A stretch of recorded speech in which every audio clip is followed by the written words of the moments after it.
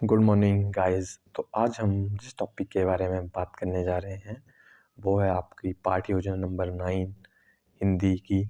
और ये कक्षा है आपकी 8वीं और इसका टॉपिक है ये सबसे कठिन समय नहीं।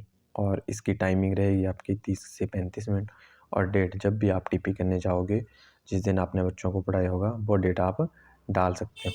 तो शुरू में हम ऐसे लिखेंगे, जैसे पठन पाठन उद्देश्य बनाते हैं तो उसमें लिखते हैं पठन पाठन क्रिया के सफल समापन के उपरांत सभी छात्र निम्न में सक्षम होंगे: कवि तथा कविता का नाम प्रत्यस्मरण करने में, कविता की व्याख्या करने में, कविता का भाव स्पष्ट करने में, कविता में आए कठिन शब्दों का अर्थ जानने में, कविता की समालोचना करने में।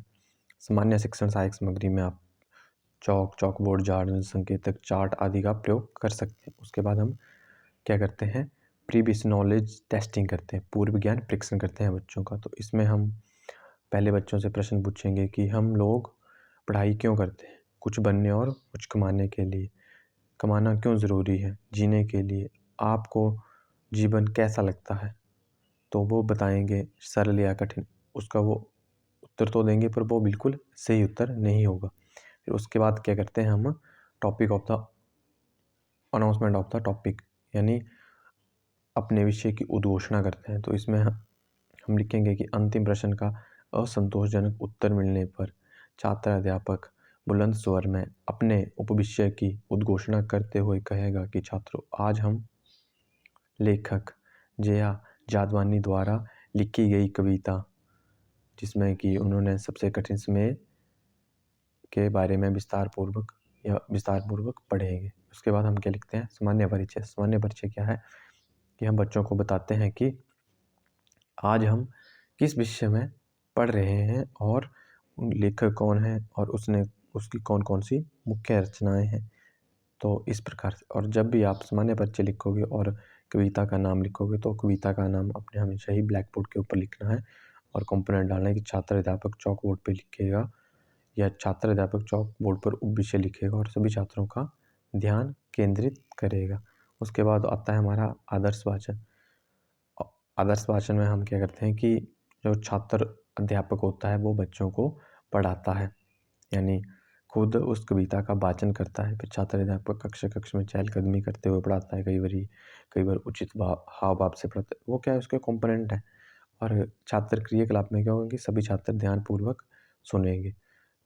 और उसके बाद क्या करता है, जैसे ही 1-2 लाइनें पढ़ाई अध्यापक ने, उसके बाद वो क्या करेगा कि भावार्थ समझाएगा। तो आपने क्या करना है, भावार्थ समझाना है कि कवित्री कहती है कि हे मानव, वर्तमान समय कठिन नहीं है क्योंकि अभी तक चिड़िया की चोंच में तिनका दबा हुआ है। तो आप इस तरीके से पढ़ सकते हो और क्या करेंगे, सभी बच्चे क्या करेंगे, ध्यानपूर्वक सुनते रहेंगे। उसके बाद क्या करना है कि आपने उनको जो भावार्थ है उसको समझाना है, परंतु उसको इस तरीके से समझाना है ताकि वो ध्यानपूर्वक भी सुने और आपकी क्लास में इंटरेक्शन भी बहुत अच्छी हो।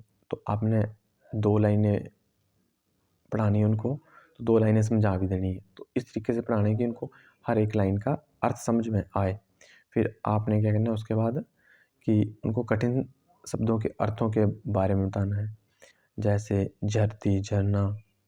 तो इस प्रकार से थामना, पकड़ना, प्रतीक्षा, इंतजार, वक्त, समय, डूबना, अस्त हो जाना। तो ये क्या करना है आपने कि जो भी कठिन शब्द होंगे उनको क्या करना है, आपने चॉक बोर्ड पे लिखना है और सभी छात्रों का ध्यान केंद्रित करना है चॉक बोर्ड की ओर। और उनको बोलना है कि आप ये कठिन शब्दों के अर्थ को अपनी नोटबुक में भी या उत्तर पुस्तिका में भी नोट कर सकते हो। उसके बाद क्या है, सस्वर वाचन। सस्वर वाचन का अर्थ है कि छात्र अध्यापक 2 या 3 छात्रों को कविता का सस्वर वाचन करने को कहेगा। सभी छात्र बारी बारी से कविता का सस्वर वाचन करेंगे, यानी छात्र अध्यापक उनको क्या करने के लिए बोलेगा कि कविता पढ़ने के लिए बोलेगा और बाकी क्या करेंगे, बाकी ध्यानपूर्वक सुनेंगे, बारी बारी से पढ़ेंगे ना वो थोड़ी थोड़ी कविता।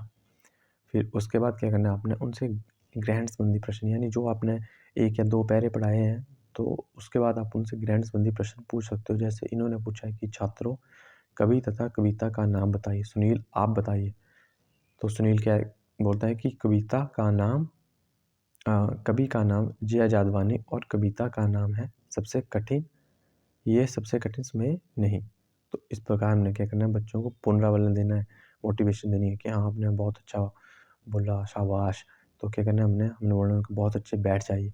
फिर हमने दोबारा से जब हमारा एक पैरा खत्म हो जाएगा तो हम सेकंड पैरा पढ़ना शुरू कर देते हैं। तो उसके बाद क्या करना है, छात्र अध्यापक क्या करेगा, आदर्श वाचन करेगा फिर से कि अभी भी कहता है कोई किसी को, जल्दी या जल्दी आ जाओ कि अब सूरज डूबने का वक्त हो गया है। तो इसके बाद क्या है, आपने ऐसे इस तरीके से कविता पढ़नी है और क्या करना है, छात्र अध्यापक उचित लय के साथ कविता का वाचन करेगा। उसके बाद क्या करना है आपने कि फिर से कविता पढ़ देनी है उनके सामने और फिर क्या करना है, छात्र अध्यापक अपनी वाणी में विराम देगा और उसके बाद क्या करना है, आपने उनको भावार्थ समझाना है।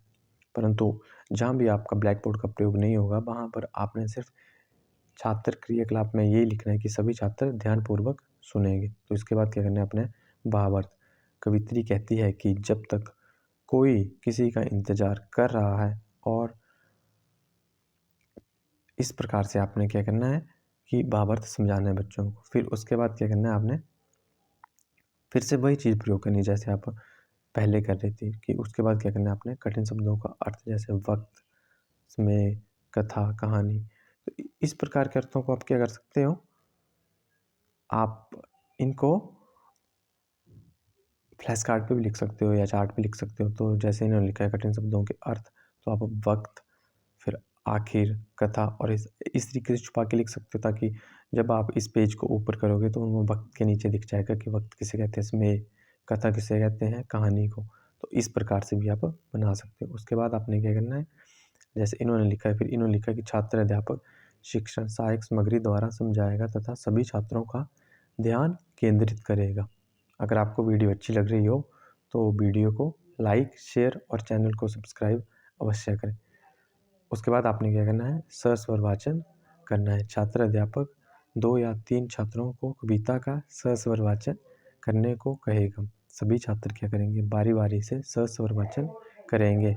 उसके बाद क्या करना है, आपने ग्रहण संबंधी प्रश्न, चिड़िया चोंच में तिनका दबाकर उड़ने की तैयारी में क्यों है? रोहित आप बताइए। चिड़िया तिनके से घोंसला बनाती है, अतः वह अपने बच्चों, फिर क्या करते हैं, बच्चा रुक जाता है तो हमने क्या करना है उसको, हाँ कोशिश कीजिए, आप बता सकते हैं। उसको क्या करना है, और मोटिवेशन करना है कि हाँ कुछ नहीं बोल, आगे बोल। तो क्या करना है कि तू बोल सकता है, तेरे को आता है। कई बार बच्चे हिचकिचाते हैं ना, तो उनकी वो हिचकिचाहट दूर करनी है, या उनमें क्या होता है, आत्मविश्वास नहीं होता।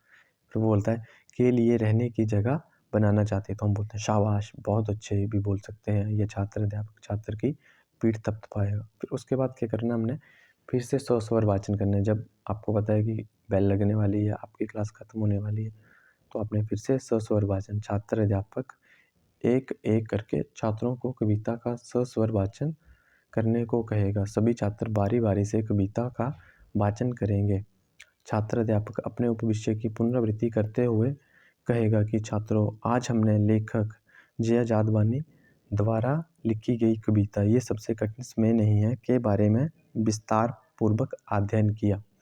उसके बाद हम क्या करते हैं, छात्रों का क्या करते हैं, मूल्यांकन। मूल्यांकन हमेशा ही जिस प्रकार से आपने उद्देश्य बनाए होते हैं उसी प्रकार से होता है।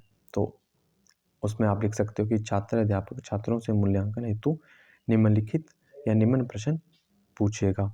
उसके बाद है प्रश्न नंबर 1, कवि तथा कविता का नाम बताइए, कविता की व्याख्या कीजिए। सेकंड है, थर्ड है कविता का भाव स्पष्ट कीजिए। चौथा है कविता में कठिन शब्दों के अर्थों के बारे में बताइए। पांचवा है कविता की समालोचना कीजिए। और उसके बाद क्या करते हैं, हम बच्चों को गृह कार्य देते हैं, होमवर्क देते हैं कि छात्र अध्यापक छात्रों को गृह कार्य हेतु निम्न प्रश्न देगा। और इसमें पहला प्रश्न क्या है, कवित्री ने क्या प्रेरणा दी। और सेकंड है चिड़िया चोंच में तिनका दबाकर उड़ने की तैयारी में क्यों है। तो अगर आपको इस वीडियो से किसी भी प्रकार की हेल्प हो रही है तो चैनल को प्लीज़ सब्सक्राइब कर लें। इससे आप हमारे साथ जुड़े रहोगे और आने वाली वीडियो की नोटिफिकेशन आपको सबसे पहले मिलेगी और आपको लेसन प्लान बनाने में कोई दिक्कत नहीं होगी। धन्यवाद छात्रों, आपका दिन मंगलमय रहे।